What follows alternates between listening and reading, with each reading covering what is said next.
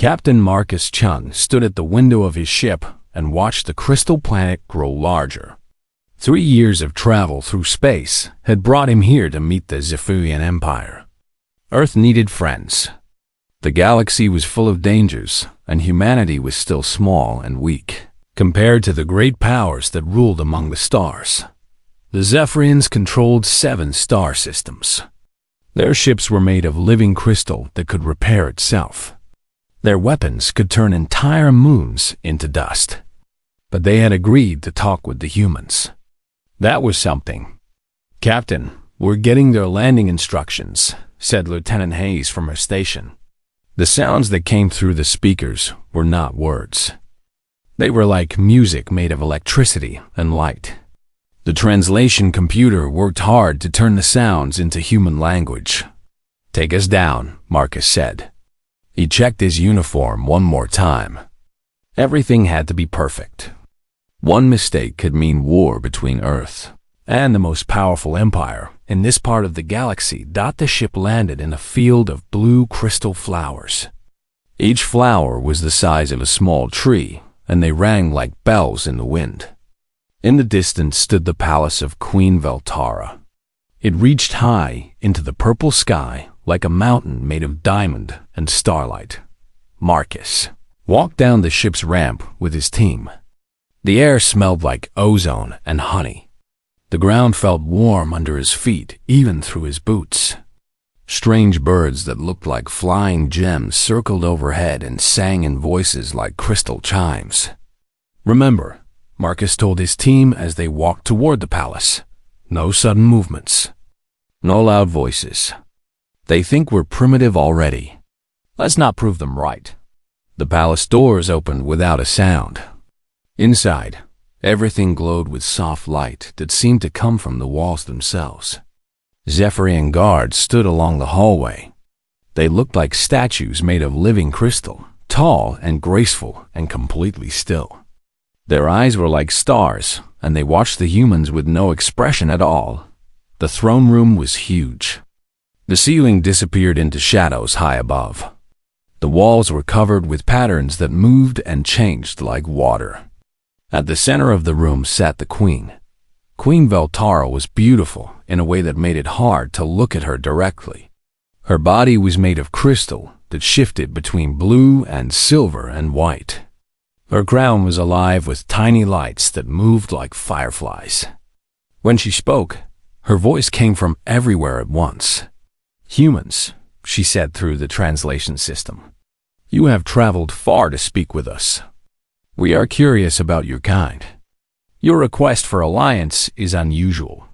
We do not often make agreements with species so young." Marcus stepped forward and bowed as he had practiced. "Your Majesty, we come seeking friendship between our peoples. Humanity offers its loyalty and service in exchange for protection and knowledge." The Queen's advisors stood around her throne like a forest of crystal trees. They spoke to each other in bursts of electrical sound that hurt human ears. The translation computer could not keep up with their rapid conversation. "You offer loyalty," the Queen said. "But what value does the loyalty of insects have to giants? Your worlds are few. Your technology is simple. Your lives are brief. What can you give us that we cannot take?" Marcus felt sweat on his forehead. The negotiations were not going well.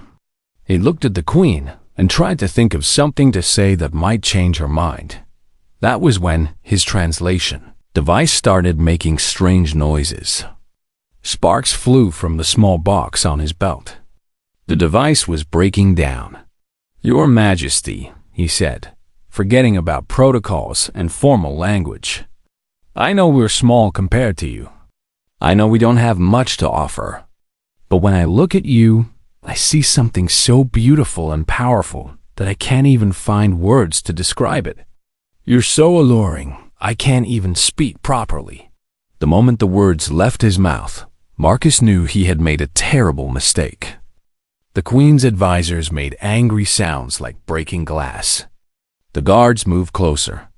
He had spoken to the Queen like she was just another person, instead of using the formal language required by diplomatic protocol.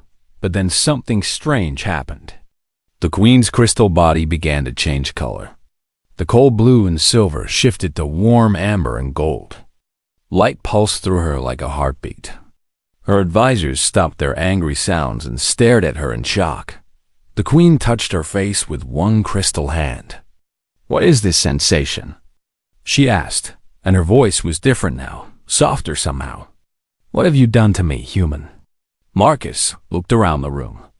Every Zephyrian was staring at the Queen with confusion and fear. Some of them were backing away from her throne, as if she had become dangerous. I don't know, Your Majesty," Marcus said. "I was just being honest. I spoke from my heart instead of following the script." "Spoke from your heart," the Queen repeated slowly. She stood up from her throne, and the light inside her pulsed faster. "Explain this concept." "It means I said what I really felt instead of what I was supposed to say," Marcus explained. "Sometimes humans just speak their true thoughts without thinking about whether it's smart or proper." The Queen's advisors made more angry, glass-breaking sounds.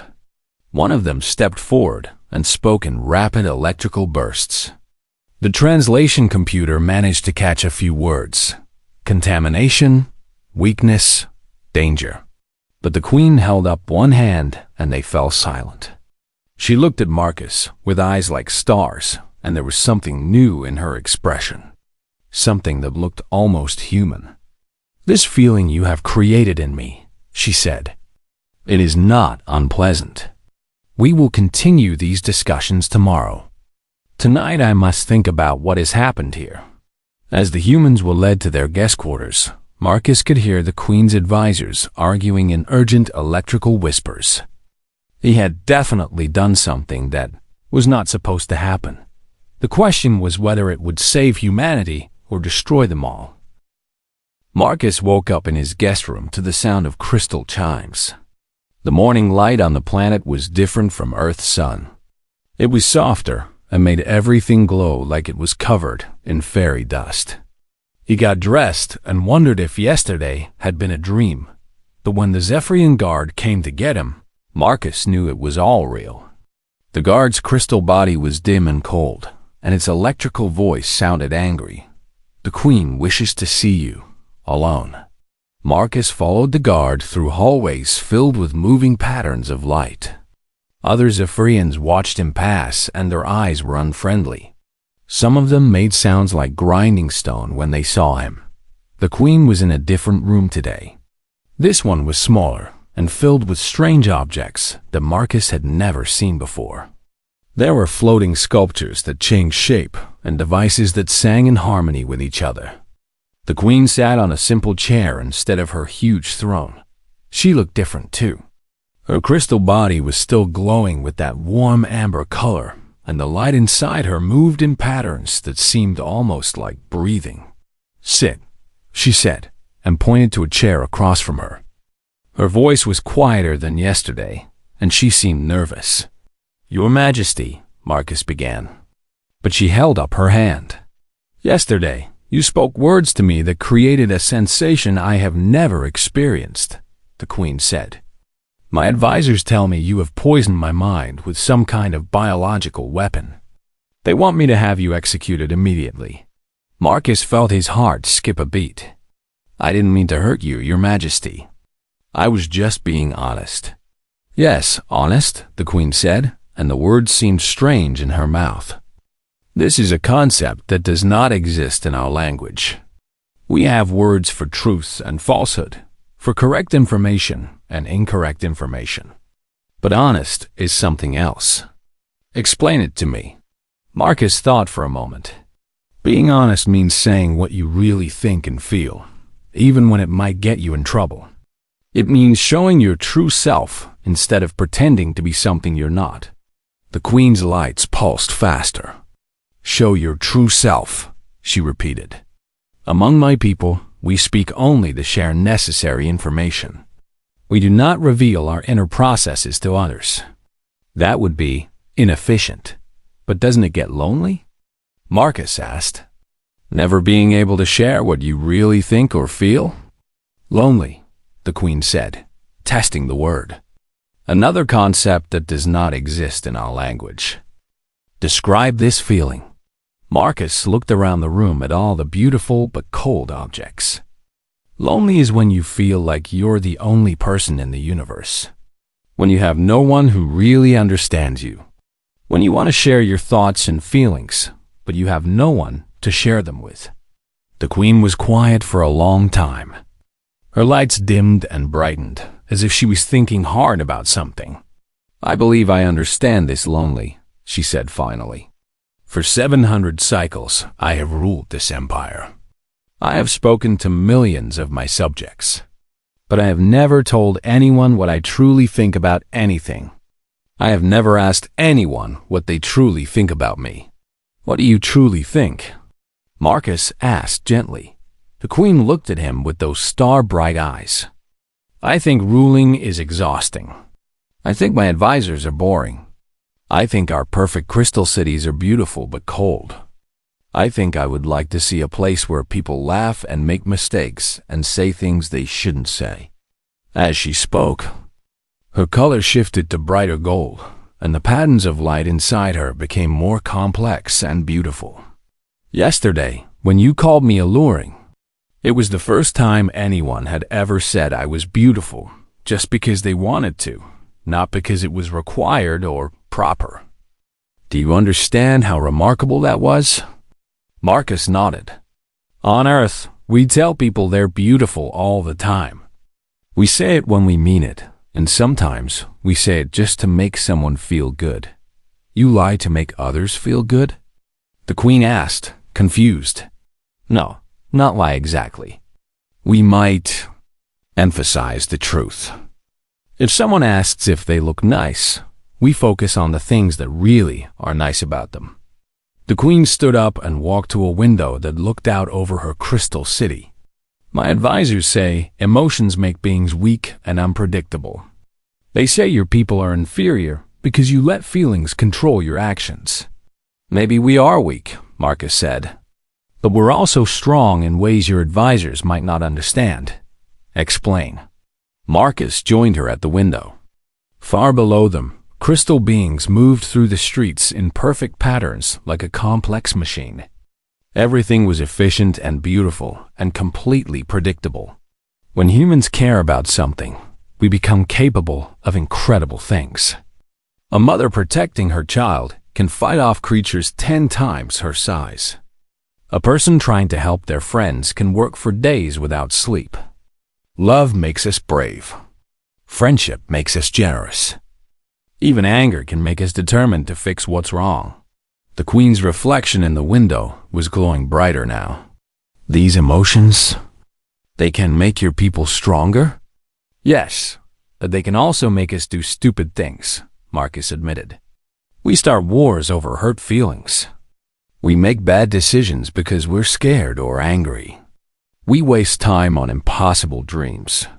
But you also create art and music and stories, the Queen said. I have been studying your cultural transmissions. Your people make beautiful things for no logical reason. Marcus smiled. That's right. We do things just because they make us happy or because they're meaningful to us. Not everything has to have a practical purpose. The Queen turned away from the window to look at him directly. Teach me more about emotions. Teach me about this happiness and meaning. Your Majesty, I'm not sure that's a good idea. Your advisors already want to kill me. My advisors do not rule this empire, the Queen said, and her voice became firm and royal again. I do, and I command you to teach me about human emotions. Marcus looked at her glowing face and realized that something important was happening here. This wasn't just about trade agreements or military alliances anymore. The Queen of the most powerful empire in the galaxy wanted to learn how to feel. All right, he said. But we should probably start with something simple, such as? Marcus thought for a moment, then smiled. Humor. Let me tell you a joke. The Queen tilted her head. Joke? It's when we say something funny to make people laugh. Laughter is what happens when we find something amusing or unexpected. Show me. Marcus took a deep breath. Why don't scientists trust atoms? The Queen waited, her lights flickering with curiosity. Because they make up everything. There was silence for a moment.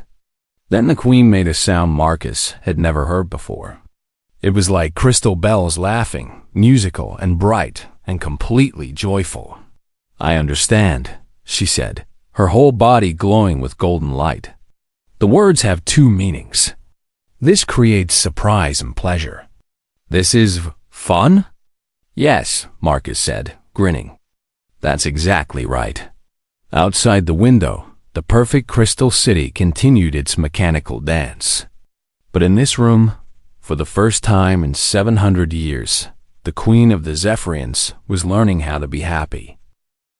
The emergency alarm sounded like breaking glass throughout the Crystal Palace. Marcus was in the middle of explaining the concept of friendship to Queen Veltara when the lights in her private study began flashing red. What's happening? Marcus asked as Zephyrian guards rushed into the room. The Queen's warm golden glow immediately shifted to cold blue as she returned to her formal state. Emergency council meeting. Come with me. They hurried through corridors filled with rushing crystal beings. The Queen's advisors were waiting in the war room, a chamber dominated by a massive three-dimensional map of the galaxy that floated in the center of the space. Report. The Queen commanded. High Advisor Zelther stepped forward, his crystal form rigid with tension. Your Majesty, the hegemony has moved against the border systems. 12 worlds have fallen in the last solar cycle. They are advancing toward both human space and our outer territories. The star map showed red markers spreading like a disease across multiple star systems. Marcus recognized some of the human colony names. Millions of people lived on those worlds. How is this possible? Marcus demanded. Our intelligence said the hegemony wasn't ready for major military action. Your intelligence was wrong, said Advisor Kalana, her voice sharp with accusation. Perhaps if our Queen had been focusing on defense instead of playing with primitive emotions, we would have been better prepared. The Queen's color flickered between gold and blue. You forget yourself, Advisor. Do I? Kailana moved closer to the throne. For days you have been behaving strangely, laughing, asking questions about feelings. Some of our people are beginning to question your fitness to rule. Marcus saw the other advisors nod in agreement. The Queen's warm glow was fading as she realized how isolated she had become. The hegemony has 30,000 ships, Zelther continued. Their technology is based on pure aggression and destruction. They do not negotiate. They do not show mercy. They consume everything in their path. What about our forces? The Queen asked. 18,000 ships, but spread across 7 systems. If we concentrate them, we leave our core worlds defensible. If we spread them out, we cannot match their strength at any single point. And the humans? Kailana asked with contempt. How many ships can your primitive species contribute to this war? Marcus felt his face burn with embarrassment. 800 ships. They're smaller than yours, but they're fast and our crews are well trained. Several advisors made sounds like grinding glass, which Marcus had learned was Zephyrian laughter. 800 ships against 30,000, Zelther said. Your contribution would barely matter. Then we should consider surrender, said Advisor Morthic, speaking for the first time. The hegemony might spare our populations if we submit quickly. No. The Queen's voice was firm, but Marcus could see uncertainty in her flickering lights. We do not surrender. We fight. With what strategy? Kailana demanded. Our traditional tactics will not work against these numbers. We need unity and logical thinking, not the emotional confusion you have been displaying. The Queen looked around the room at her advisors, and Marcus saw something that made his heart ache. She looked lonely again, just like when he first met her. Perhaps you are right, the Queen said quietly. Perhaps emotions make us weak when we need to be strong. Your Majesty, Marcus said, stepping forward despite the angry looks from the advisors. May I speak? The human has no standing in this council, Kilthor interrupted. Let him speak, the Queen said. Marcus looked at the star map showing the advancing red markers. You're all thinking about this wrong. You're trying to fight them using their own rules. Explain, the Queen said. The hegemony wins because they're predictable. They use overwhelming force and brutality. They expect their enemies to respond with logic and traditional military tactics. But what if you didn't? What are you suggesting? Zelther asked. Marcus moved to the star map and pointed to several systems. The hegemony conscripts soldiers from every world they conquer. Most of those soldiers don't want to be there. They fight because they have no choice, not because they believe in the hegemony's cause. This is known, Kailana said impatiently. But have you ever tried to talk to them? Have you ever tried to make them feel like they had another choice? The advisors exchanged confused electrical sounds. Your Majesty, Marcus continued, looking directly at the Queen. For the past few days you've been learning about human emotions. You've discovered laughter and friendship and hope. You've learned that feelings can make people stronger, not weaker. What if you could teach that to the hegemony's conscripts? This is ridiculous, Morthic said. You cannot win a war with feelings, can't you? Marcus asked. Your Majesty, when I told you that you were beautiful, what happened to you? The Queen's lights began to pulse with gold again. I felt valued, appreciated. For the first time in my life, someone saw me as more than just a ruler or a political tool. And how did that make you feel about me and humanity? It made me want to protect you, the Queen said, understanding beginning to grow in her voice. It made me care about your people's survival. Marcus nodded. That's the power we're talking about. Not the power to destroy, but the power to inspire. The power to make people choose to fight for something instead of just against something. The High Council will never approve such a strategy, Zelther said. They already question the Queen's stability. Then maybe the High Council is the problem, Marcus said boldly. The advisors made angry sounds and stepped closer to Marcus. But the Queen held up her hand. Explain, she said. Your Majesty, your advisors are smart and logical, and they've helped you build a great empire. But they're also the reason you've been lonely for 700 years. They've taught you that emotions are weakness. But what if they're wrong? Marcus gestured to the star map. The hegemony is everything your advisors think you should be. Pure logic, pure efficiency, pure strength. And look what they've become. They destroy everything they touch because they don't know how to create loyalty or trust or hope. The Queen stood up from her throne, and Marcus saw that her whole body was glowing with warm golden light. Now, you think we can defeat them by inspiring their own soldiers to turn against them? I think you can defeat them by showing them there's something better than fear and violence. Something worth fighting for instead of just fighting against. Kailana stepped forward angrily. Your Majesty, if you pursue this foolish course, the High Council will have no choice but to declare you unfit to rule. The Empire cannot be governed by emotions. The Queen looked around the room at all her advisors, then back at Marcus. For a moment her lights dimmed as she struggled with the weight of the decision. Then she straightened up, and her voice became stronger than Marcus had ever heard it. Then, perhaps it is time for the Empire to learn a new way to govern. Advisor Kailana, you are relieved of duty. All of you are. I will choose new advisors who understand that strength comes from more than just logic and force. The advisors made sounds like shattering crystal, but the Queen ignored them. Captain Chun, she said formally, I am appointing you as my chief strategic advisor. Help me teach my people how to win a war with hope instead of hate." As the former advisors filed out of the room in angry silence, Marcus realized that everything had changed. The Queen had chosen emotions over logic, humanity over efficiency, hope over fear. Now they just had to prove that those choices could win a war against the most powerful military force in the galaxy.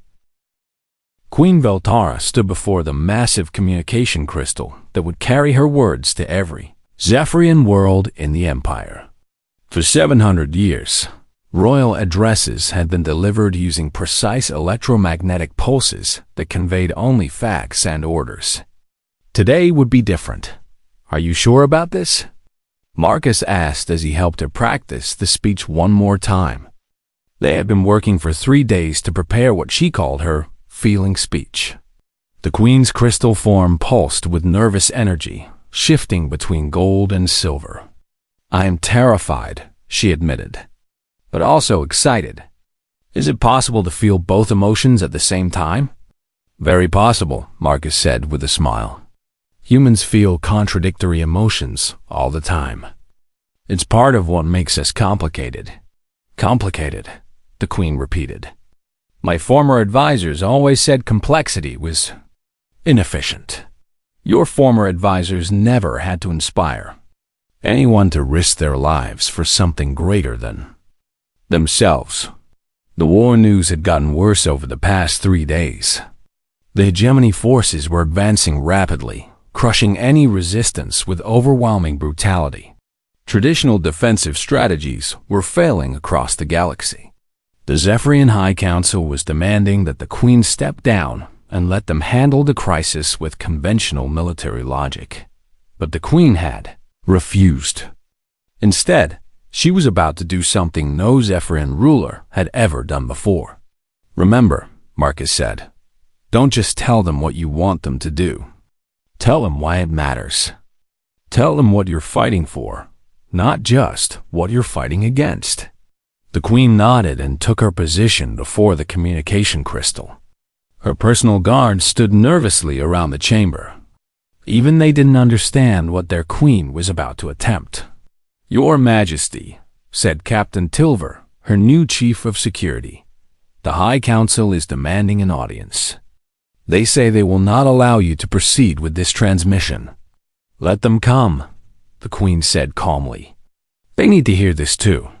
The chamber doors opened and 12 members of the High Council entered in formation. Their crystal forms were rigid with anger, and their electrical voices crackled with disapproval. "Queen Veltara," said High Counselor Zixiran, "we demand that you cancel this transmission immediately. The Empire cannot be governed by emotional outbursts." "You are correct," the Queen said, surprising everyone.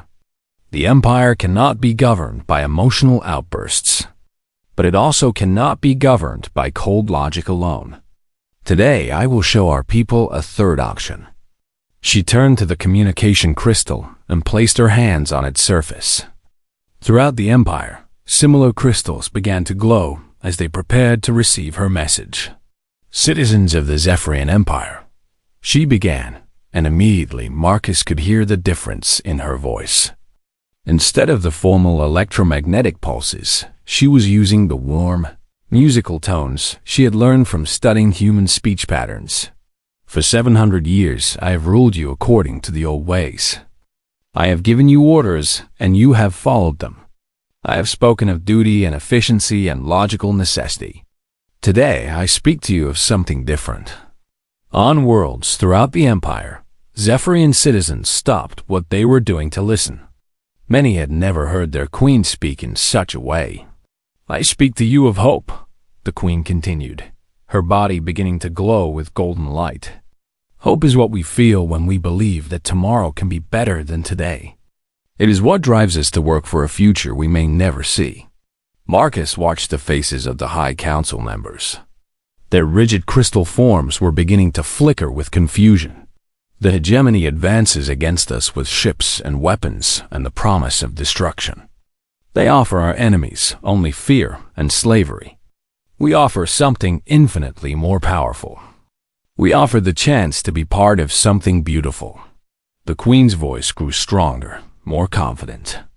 I have learned recently that there is more to existence than mere survival. There is friendship, which means choosing to care for others even when it costs us something. There is laughter, which is the sound we make when we find joy in unexpected places. There is love, which is the decision to protect and cherish others, even when logic says we should protect only ourselves. Throughout the Empire, younger Zephyrians were beginning to respond to the Queen's words. Their crystal forms started to glow with warmer colors as they experienced emotions they had never been taught to name. The humans have taught me these concepts, the Queen continued. And Marcus felt his chest tighten with pride and worry. They are a small species, weak by our standards. But they possess something that makes them stronger than their size suggests. They fight not just to survive, but to protect what they love. They sacrifice not just because they must, but because they choose to believe in something greater than themselves. High Counselor Zixiran made an angry sound like breaking crystal. This is madness. You are destroying everything our civilization has built. But the Queen ignored him and continued her speech. Citizens, I ask you now to make a choice. You can follow the old ways and fight this war with cold efficiency, calculating odds and minimizing losses. Or you can choose to fight for something worth saving. Choose to fight for a galaxy where beauty matters more than power, where creativity matters more than destruction, where every being has the chance to discover their own capacity for joy. The communication crystal pulsed brighter as her words reached the farthest corners of the Empire. To the hegemony, forces who may be listening, you fight because you have been told you must. But what if you had a choice? What if there was a place where you could put down your weapons and learn to create instead of destroy? Where you could discover what it feels like to be valued for who you are, not just what you can do. Marcus watched in amazement as the Queen's words became more passionate, more alive. She was no longer just reciting the speech they had practiced. She was speaking from her heart. I am Queen Veltara of the Zephyrian Empire, and I promise you this. Anyone who chooses hope over despair, creation over destruction, love over hate will find a home among us. We will teach you to laugh. We will show you how to dream. We will prove to you that there is something in this universe worth living for. The transmission ended, and the chamber fell silent. The High Council members stood frozen, their crystal forms flickering with confusion and something that might have been wonder. My Queen, Captain Tilver said quietly, we're receiving responses from across the Empire. What kind of responses? Marcus asked. Citizens requesting permission to join the military. Young Zephyrians asking what laughter means. Entire colonies volunteering to help refugee settlements. The captain paused, his voice filled with amazement. And something else. We're detecting unauthorized transmissions from hegemony ships. It sounds like arguments, some kind of internal conflict. The Queen turned away from the communication crystal, her body still glowing with golden light. And the High Council? What is your response to my feeling speech? High Counselor Zixiran stepped forward slowly. For the first time since Marcus had met him, the ancient being's voice was uncertain. Your Majesty, he said, I felt something while you were speaking. Something I have no words for. It made me want to help.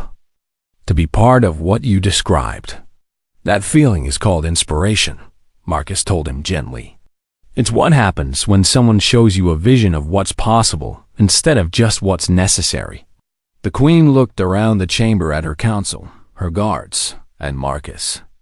Now we prepare for war.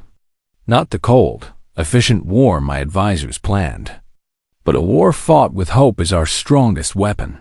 Your Majesty, Marcus said, there's something else you should know about fighting with hope. What is that? Marcus smiled. When people fight for something they truly believe in, they become capable of miracles. Outside the palace, across the crystal cities of the Empire, young Zephyrians were experiencing emotions for the first time in their species' history. And in the darkness between the stars, hegemony ships were beginning to receive messages they had never heard before. Messages that spoke of choice and freedom and the possibility of something better than endless war. The revolution had begun. The combined fleet hung in space like a constellation of hope and defiance.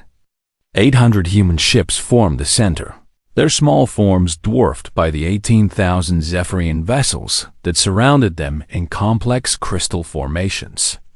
Against them, the hegemony force approached like a dark storm cloud, 30,000 ships strong. Marcus stood on the bridge of Queen Veltara's flagship, watching the tactical display with growing dread. Even with their new alliance, the numbers were impossible. "Enemy fleet will be in firing range in 6 minutes," reported Captain Tilver. The Queen stood beside her command throne, her crystal form pulsing with calm golden light. Over the past week, she had spent every waking moment speaking to her people, teaching them about hope and courage and the power of choice.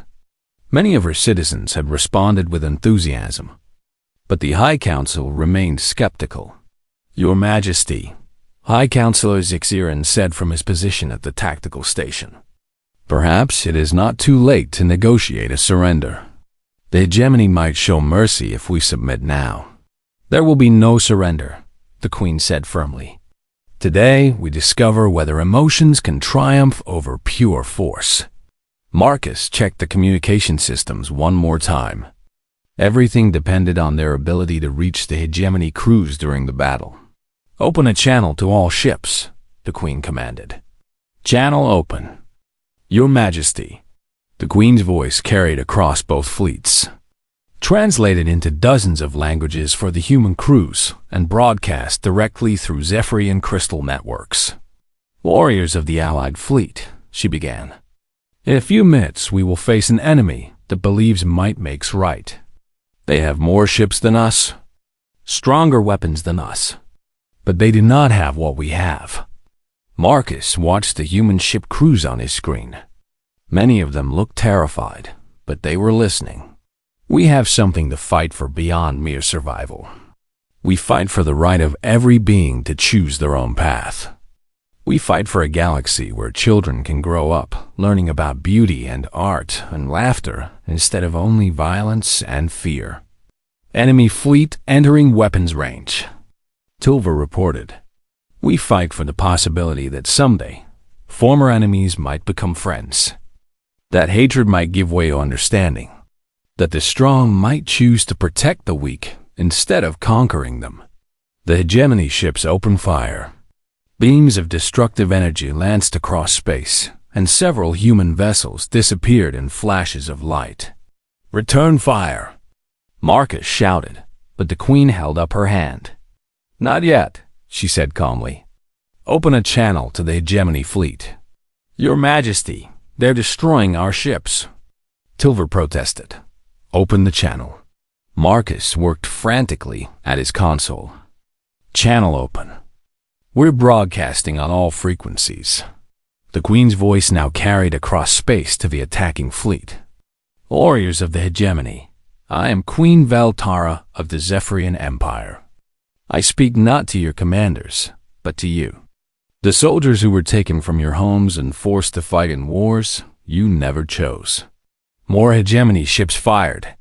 A Zephyrian cruiser exploded in a shower of crystal fragments. "You have been told that you fight for glory and conquest. But what glory is there in destroying those who wish you no harm? What conquest is there in spreading fear and death across the stars?" Marcus was monitoring the hegemony communication frequencies. There was chatter among their ships, confusion in the ranks. "I offer you something your commanders never have, a choice. You can continue to fight because you have been ordered to, or you can choose to be part of something better." The rate of hegemony fire was slowing. Some ships had stopped shooting entirely. "We offer you homes on worlds where no one will force you to kill." We offer you the chance to learn skills that create instead of destroy. We offer you friendship instead of fear, hope instead of despair. Your Majesty, Captain Tilver said urgently, we're detecting massive communication activity throughout the hegemony fleet. Some ships are breaking formation. The Queen's voice became warmer, more personal. To every soldier listening to my words, you matter. Your life has value beyond what you can do for your commanders. You deserve the chance to discover who you could become if you were free to choose. On the tactical display, Marcus watched in amazement as hegemony ships began to turn away from the battle line. Not just a few ships, but entire squadrons. We're receiving surrender requests, Tilver reported, his voice filled with wonder. Hundreds of them. But the core of the hegemony fleet continued its advance, led by massive command ships whose crews have been indoctrinated since birth. Those who choose to continue fighting, the Queen said, her voice becoming sad but determined, know that we will defend ourselves. But even as we fight you, we grieve for the lives lost to hatred and fear. The battle began in earnest then, but it was unlike anything in galactic history. While the hegemony command ships pressed their attack, their support vessels continued to defect. Some turned their weapons on their own command ships. Others simply powered down and broadcast surrender signals.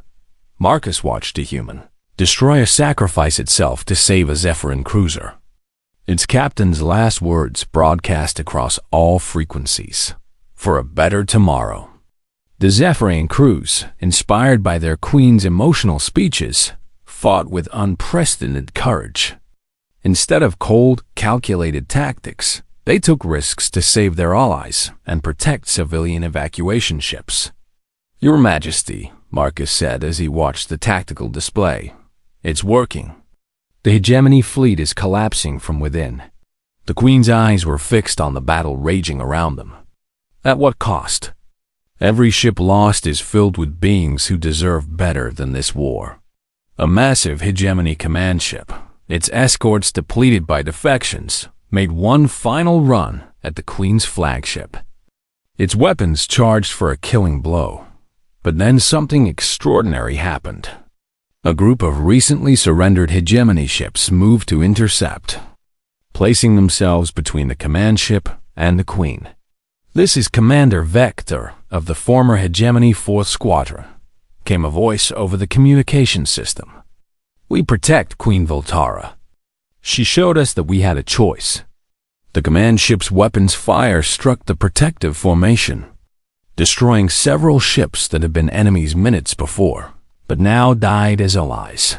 The Queen's crystal form blazed with brilliant light. All ships, concentrate fire on remaining hegemony command vessels. But remember, our goal is not vengeance. Our goal is to end this war so we can begin building peace. The battle ended 3 hours later.